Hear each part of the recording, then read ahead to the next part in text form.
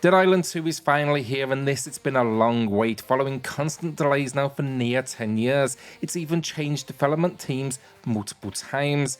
Like many, obviously I was nervous to see how the final release would turn out, but thankfully I'm happy to say up front today, I've had a blast with this one and it feels good to be back in this world.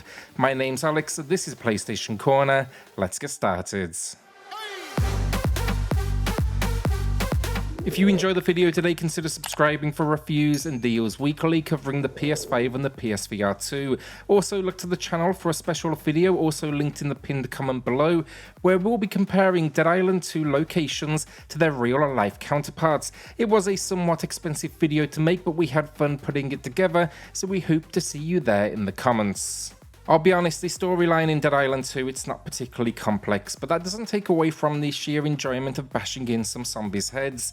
Now the game, it takes place 10 years after the original, and it features a new and more deadly zombie outbreak in the densely populated location of Los Angeles, or Hell A as it's referred to in-game. Your goal, simple, escape and get out of town. Now as someone who lives in the area, I appreciated the variety in landscape, and while the storytelling may not be its strong suit, the game makes up for it with some impressive use of its locations. The opening scene is particularly well done, and yes, it is a cutscene, but we find ourselves evacuating on a plane only to have it crash land before we can escape the infected zone. We must now navigate this dangerous world to find safety, all the while encountering a small but likeable enough cast of characters along the way. While there are 6 playable characters, or slayers as they are known, I personally chose to play as Ryan because his personality, it seemed the least annoying. It is worth noting here, however, each packs different starting stats and will level up with progression. It's just easy to spot here that this is a game where the lead will deliver plenty of one-liners during the action, so that basically became a more important factor for me when making the decision of who did I want to play as. The story though, look, it may be dumb and generic, but it's exactly what I expected. It's all I really needed, and at the end of the day, I'm really only here to slay zombies.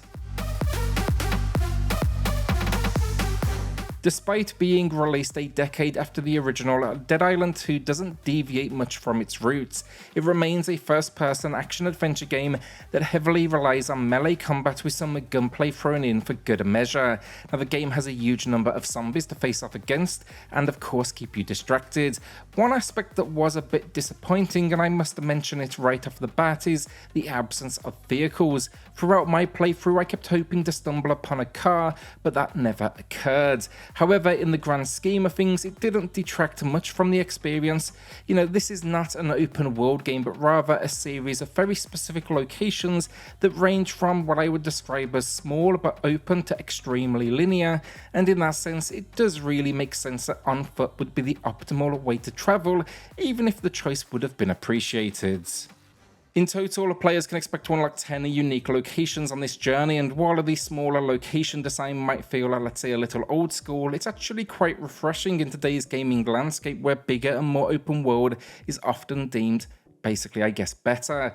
This design approach actually creates a sense of intentionality with each interaction and scenario being purposefully crafted. It keeps the action and the tension of the game constant, as there's always a surprise around that next corner, and that next objective as well, it's rarely more than a few minutes away, and that's really nice to see. It's not this kind of mission of like traipsing across an entire map. At the end of the day though, the most important factor in a zombie slaying game is how satisfying is that combat, and Dead Island 2, it absolutely delivers in that regard. The game utilizes a flesh system that takes the gore to a whole new level. You know, as you slash, hack and occasionally even shoot at your zombie foes, you're going to be witnessing dismemberment, flesh falling away from the bone, and some seriously brutal kill animations. It's definitely not for the faint of heart, but for those that enjoy a bit of carnage in their gameplay, this, in my opinion, is how you do it the right way. The zombies in Dead Island 2 come in all shapes and sizes, from small fragile beings to lethal bosses. There are even bulked out muscle zombies, my favourites, and this was thanks to a weightlifting competition that was happening on Muscle Beach when the outbreak occurred. And that's just the tip of the iceberg. The zombie design is really good, and they're all designed to make you play in a slightly different way. A good example of this is each zombie has different variations, such as those that sprint may have gas canisters attached to their backs because they were once part of the fire service. surface, this adds this extra explosive element, making them a very dangerous opponent that you don't want to get too close to. The world and the zombie variety then are great, but what about the weapons at your disposal to take them out? And again, it's a positive message from me. Just like the original game, there's a wide selection of weapons to find and customize. This process, fortunately, is relatively straightforward. You'll be coming across workbenches at safe houses where you can upgrade your weapons if you have the required materials. It's also worth noting weapons break constantly, so you'll need to come here and do repairs as well. While I will admit the looting does become a little repetitive towards the end game, the satisfaction of finding a new weapon in the world always made it worth that kind of extra few moments taking just taking a second to take a look around. For me though, the first half of this game is pretty much exclusively focused on melee combat, before gradually introducing a few guns as well. However, I have to admit that I enjoyed the up close and personal feel of melee combat, and while the gunplay was functional, it didn't quite deliver the brutal experience I was hoping for. As a result, I rarely used guns during my playthrough personally, and yeah, there's just so many weapons here to experiment with, I can't name even a small percentage of them, but some of my favourites were a machete, a samurai sword, and a wrench, which were even more satisfying to use once I increased their strength and attached perks such as electrocution elements. The game really makes good use of these upgrades, let's call it elemental powers, that's basically what they're focusing on. We can do things such as electrocute water or set enemies on fire, so it's just a world that's packed full of moments where you can leverage the environment around you, such as think gas canisters or maybe even blocks full of water. Outside of weapons, then we also see the return of Rage mode, which turns you into an overpowered beast for a brief moment, and you can rip your enemies limb from limb. Like the original game, this is incredibly satisfying. Overall, it's good stuff, and with 24 missions in total, it will definitely keep you busy. It took me around 15 hours to overcome the core story, and that was with me only completing maybe a few of the different side missions. All in, you're looking at well over 30 side missions on top of this to tackle, and that's before you even get to the collectibles. The final positive then, that's skills. Here it's a card deck system that we gradually unlock, and essentially we can power up our character in a number of different ways, even change skills such as their rage reaction. A choice I made, for example, that many won't, there's a dodge system built in here, but instead I opted for a block that stunned enemies if timed right, and it even restored a little health. It just feels flexible as a game, and it allows you to play your own way. Despite the strengths of the gameplay then, there are some issues that are worth noting. First and foremost, boss encounters can be frustratingly difficult due to their bullet sponge nature. While the fights are often entertaining to watch, they can suck the fun out of the room when they drag on just a little bit too long. Another issue is the game's save function. While the checkpoints do exist, dying can sometimes set you back quite a bit, even if it appears that your progress has been saved, such as unlocking doors ahead of you. The game also suffers from occasional bugs with characters and enemies getting stuck in environments. Additionally, there are quite a few locked doors and environmental puzzles that can become quite repetitive. These puzzles often involve finding a key, so defeating a zombie that has it, or engaging in unusual and number-based balancing sections, a lot of pipes and different items you may need to find. While it's not necessarily a bad idea, as while these elements just feel like artificial padding to extend the game's runtime, rather than, I guess, a wise design inclusion. Even with these complaints though, I can't deny I've had a blast with the gameplay and just generally slaying in this world.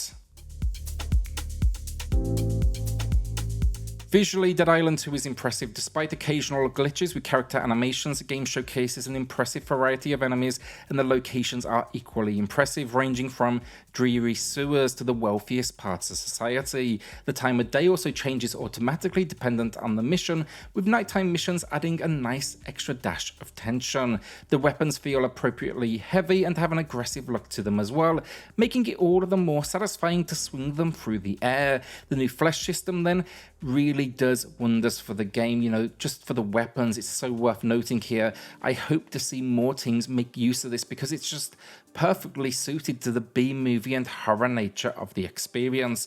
Cutscenes then are relatively minimal, but they effectively deliver the necessary tension, and overall the game ran smoothly on my PS5. Audio finally, and it's another win. While I found the soundtrack mostly forgettable, it did build upon the tension, and it also understood its place in this world enough that it worked. The real winner though for the audio has to be the combat and the environmental effects. The attacks sound brutal, and some of the screams will have you on the edge of your seat. The locations then, they are so different, and they manage to convey this from small empty streets to overpopulated beaches, even if that population is of the undead variety. The voice acting then is suitably cheesy, but that was clearly by design, and for my leader Ryan and the supporting cast he meets, it definitely felt just right for the source material. Overall, Dead Island 2 is a pleasant surprise. I was hopeful, but I wouldn't say confident that it would deliver an experience worth diving into in 2023, given all of the developmental issues it faced. Well, I'm happy to be proven wrong today. The weapons feel great, the world is a fantastic location, there's a great selection of enemies, and there's some really fun set pieces to take on. It just keeps the action constantly flowing. Sure, as well, it has problems, weak boss design, some glitchiness, a lack of vehicles, and some slow moments with lackluster puzzles, but I do not regret my time in this world. In fact, honestly, I couldn't put it down from the second I installed it. Today it's going to be a good 7 out of 10 from me, and zombie fans, you may have just found a must-buy title to add to your collection in 2023. Let's hope now though we don't need to wait so long to see the release of Dead Island 3. Will you be checking this one out then? Let me know in the comments. With that, hit subscribe, join us here for reviews and deals weekly covering the PS5 and PSVR 2, and I'll see you all on the next video. Thanks everyone.